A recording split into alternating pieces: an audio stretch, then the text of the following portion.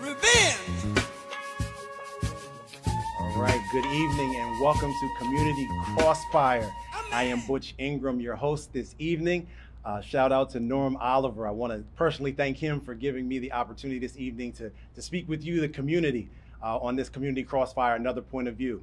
We have an amazing show for you tonight. We have three outstanding guests who are well vested in the community and really excited about sharing ways that we can help improve the quality of just lives. And the more I talk about it, the more excited I get, because improving lives is what it's all about, and making sure that the community is taken care of. So a little bit about me, because it's not Norm Oliver, as you can see, is I'm Butch Ingram. I am the principal currently at Glasgow High School. Super excited about that, working with our youth. I also was the principal of Bancroft here on the east side for 8 years prior to going to Glasgow High School, and had a number of other various positions throughout education and throughout the educational career, my educational career. So enough about me. I'm really excited about our guests, so I would like to start with our first guest, Mr. Ed Avinger. So Mr. Avinger, who are you? Who am I? Well, right now, I'm an academic dean at the Bancroft School. Got a lot of my training under you when you were principal at Bancroft. Before that, I taught the 4th grade at Elbert Palmer. Now it's closed because we merged the city schools. And then I taught at your school as both a 3rd and 4th grade teacher. I'm all about the kids. I'm all about connecting with the families, and with the team at the school, we do everything we can to make sure that all the needs are met. I have a saying: every student, every day, whatever it takes. Okay, I like that. So tell us a little bit, why education? Why did you go into it? I got into education after owning bookstores for a period of about 15, 20 years. And then big corporation, Barnes & Noble, came in the areas where I had bookstores, and they opened up these mega stores. And you could pour not just a cup, but a whole pot of coffee on a book, and they would get a refund. Right. Not me. I'm a small mama papa shop. I'd have to eat that cost. They got to be so big. I got to be so small. I said, there's got to be another way to disseminate information, as books do that. One of those ways is to be involved in the system of education. And I chose the city of Wilmington, very specifically. It was a high crime city at the time, ranking #1 in the United States 10 years ago. Per capita for crime, similar to the environment where I grew up. So I said, I've got to come here and I have to give back.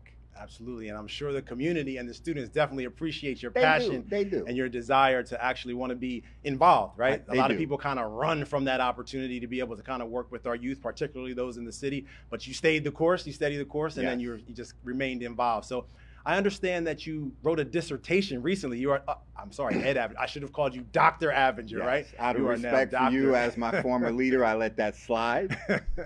I appreciate that, right? So Dr. Avinger, what was your dissertation about? I wrote a dissertation on the importance of infusing community-based mentoring ideas and systems into a school-based mentoring program.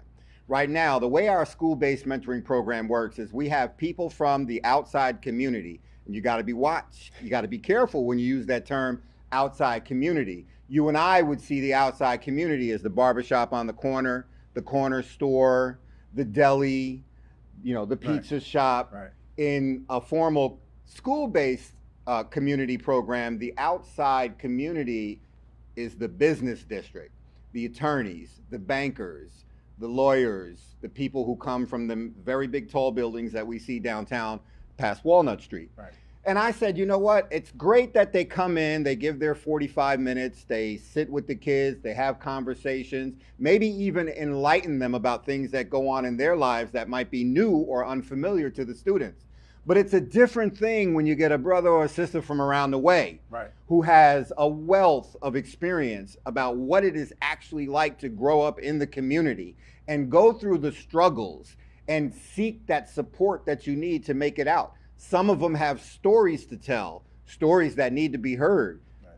Like when I was a child, it was important to me to be able to go. There was a brother in the corner that his name was Count. And my mother used to say, if I catch you talking to Count, you in trouble. Count was the guy that would feed us the information that we weren't getting from the school or from the outside community. He would tell us about the systems and about our history and how important it was to not just be okay or good, but to be great and to be better. And I believe that if we're able to take community, which means everybody all for one, everybody's all about the kids, bring all of that together and bring it into the school, then the school essentially becomes the community center. Okay. And not just a place where mentoring takes place. And it's open late. Because when you were principal, you stayed till 9, 10 o'clock at night anyway. So, we could use it as a community center with this idea back then. Okay. So what should schools actually do, or how can schools actually infuse this philosophy into their particular buildings? In my dissertation, I wrote an idea called Help is on the Way. Okay, how? Help is on the way. Okay. The idea is you have a mentoring room that is paid for by the district, not just hall monitors who come in and escort children who are in crisis, but an actual mentoring room consisting of adults from the community, and here's the controversial part, including people who have had prior legal complications. Okay. We know them as felonies. Right. And we know that felonies can completely turn a man's life upside down or a woman's life upside down, and it takes their path in life in the wrong direction. Violent felonies is one thing. I exclude those. But nonviolent felonies, those people have a story to tell. Many of them, 10, 15, 20 years later, they've completely turned their lives around, and they're talking to the children at home, and they're talking to the children in the neighborhood, but they're not reaching them in the school. So I believe we need a mentoring program inside the building, full-time mentors whose primary job it is to be the first responders to go to a classroom when a child is in a moment of crisis. And if you do it this way, he's going to know the student's first name, he's going to know mama's name, grandmama's name, he's going to know uncle, because he's a part of the community. Okay, so you talk about them being a part of the community, and you talk about expanding it so that nonviolent offenders can actually become mentors. So talk a little bit more about the benefits of that. Well, the benefits of that is, I'll use an example. When I was very, very, very, very, very, very young, I got into a little trouble. Now, fortunately for me, I was a really great kid. I had the whole school behind me, and nothing was placed on record. But I was 11. Had I been 12, I could have been charged with an adult crime. That charge would have placed me outside of the realm of being able to work in a public school and affect the lives the way that I have. I took some money. They call it theft. The means by which I took it, they called it extortion. Forcing the child to give me the money. There's a long story for another show. But I take responsibility for that. And had I had a record, I would not have been able to impact lives the way that I have. So the importance is, I use that story now to explain to children why you should not take things that don't belong to you. And I use myself as an example of someone who's able to go from a difficult situation and rise above it to be, what's my name? What's your name? Dr. Avinger, that's right. We cleared that up, right? We understand your name is Dr. Avinger, so I apologize here on TV, right? That Dr. Avinger has had some things that he's had to overcome, and he's made it. So actually, so you're a success story, and we definitely applaud your efforts, and we applaud the fact that you're able to give back, and people are able to see that you made some mistakes. So we appreciate your transparency tonight in talking about small, bits and pieces of essentially what happened and how you can still rise up and be successful. So we definitely appreciate that, and your story needs to be heard by many of our youth. So, and there are many others with similar stories who have been kept out of the capacity of mentoring because they've had those run-ins 20 years ago, 30 years ago that were nonviolent. So is there a way to go around that? Because I know districts have rules, right? And there's a lot of their hands are tied, for lack of a better word, where they're able to allow people to come in and actually support our youth. What do you think we can do with that? You have a committee, look into an exploratory committee, look into policy, procedures, law, and essentially you set boundaries just the way you have them now, where that criteria doesn't allow them to come in. You set boundaries that are reasonable, and I do believe that the community should be a part of that decision making. So you have people who are vested in the community that know that particular individual that can make statements on that individual's behalf. We did have a scenario where we were successful in getting an individual, but the end of the year came. By the time we got everything approved, he was in there for about a week and a half. Right. But he had some priors back in the 1970s. Right. And he came in, he used to come to every single field trip. And he said to me, hey, man, I would like to come in and spend more time with the kids. Found out he had a prior. It took a little while. Right. At the very end, we were able to get in because the leadership recognized how important his contribution would be to the school. And I think that that's important that you said that. And it's important that the community understands that. There are some things that obviously we have to be careful of when we allow people to come into our schools and actually work with our students, because you just never know. Absolutely. But in many cases, because of the law and the district guidelines, we're unable to do that. So for us to be able to do that, I think you make a valid point that we can really turn around the lives of our youth and of our children. And unfortunately, the people who are mentoring, as you stated, don't have similar stories that our youth are actually going through, for them to be able to connect, because we talk about relationships all the time, right?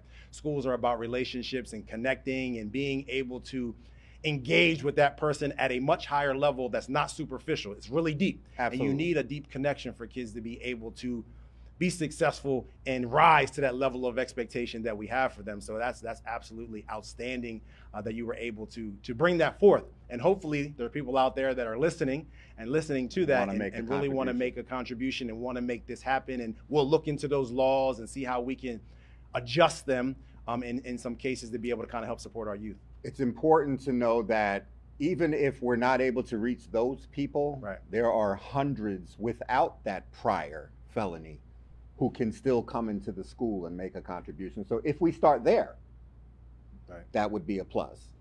Right. So mentoring is about, a lot of times it's in school. Mm-hmm. So how comfortable, or what do you think about mentoring outside the school walls?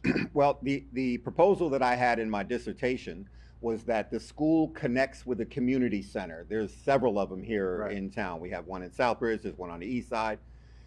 That relationship with the community center extends from the school. So the individuals get first, who are in that mentoring leadership role, they would get first priority to get overtime outside of the school and follow the students to the community center. Right. And if not, we hire one or two more. The same salary as a first-year teacher. Right. It's doable because the funding is used now for hall monitors. Right. Take that away, give it to this particular type of program. So the importance of doing that is you now have an umbrella over these children. You have the adults that are there with them in the school. Right. You have the same adults that are there with them in the community center. Right. And it's also a great opportunity for teachers who claim to be vested to volunteer. Right. To go inside the community center and learn to shoot hoops with the kids. Right. And throw the football and play soccer and all kinds of other activities. And it's a teachable moment outside of and you have a lot of teachers who would be willing to do that. Right. We just don't have it set up that way. Right. Okay. So, and I like that. I like the idea of extending out there and offering it to people to be able to work outside of that. And unfortunately, you mentioned something that is kind of touchy for me, right? To have to pay somebody to be able to do that and not volunteer their time or volunteer those opportunities, because I feel like sometimes while it's needed, absolutely needed, when you pay someone to do it, I don't know how well that connection actually works, because we don't know if they're truly believing in the process and believing in the mentorship and believing in the relationship, or is it because, okay, now I'm going to get a couple extra dollars to be able to stay a little later to be able to do that. So what are your thoughts about that? In most cases, after school programs, in my opinion, they're failures. The children don't want to be there beyond the school day. Right. The adults don't want to be there beyond the school day. So the first thing you do is give the option to the adult who's there during the day to be there after school. Right. And you set expectations. Right. Myself as an example, and we have a guy at work, I'm gonna give him a plug, Coach Williams, if you know him. Right. He's a community guy. He does it for free now. He leaves the building and he goes to the centers and he engages and he plays video games with them and basketball. He's not very good at it, but he plays it. Because his heart is vested in the children and in the community. Right. The pay is extra. He doesn't get it this time, but if it's set up that way and he's chosen as one of those people, then it's just a benefit. People get paid for a certain amount of hours of their day because they have personal responsibilities and obligations that they must take care of. Right. It's the same thing. So the person who's not vested would have his first meeting, his second meeting, right. and then he would be dismissed and he would be replaced with someone who's vested. Right. There are people who are vested. Absolutely. They need to be in that position in order to change the lives of the children we serve. Well, I definitely appreciate you being here this evening, and we definitely appreciate the conversation. Hopefully, those out there watching and paying attention are hearing some good things, and hopefully, like we talked about before, those who are in position to make a difference will be willing to stand up and step up and be able to do that. And hopefully the funding will be there to be able to support that as well. So as we kind of close out this segment of Community Crossfire, another point of view tonight, anything you want to share with the community or anything you just want to share? Well, I want to thank you for your 40 years of service to, Not to quite. Wilmington. No, it's been a lot of years, but I do want to thank you for your many, many years of service. You're always a resource. I love your Instagram videos, the motivation that you have, the energy that you push for everybody to rise up. I'm not plugging you on the show. It's genuine. I really do appreciate, a lot of people appreciate, because of you, people like me and others genuinely care about the community because it filters down from people like you who we've seen play that role, perform that role in the past. So thank you, Butch. Wow, I appreciate that, sir. And we appreciate you, Dr. Avinger. Let me get it right, Dr. Avinger. All right, Thanks for having me on. All right, ladies and gentlemen, we will be back in a few moments with another exciting guest. Stay tuned.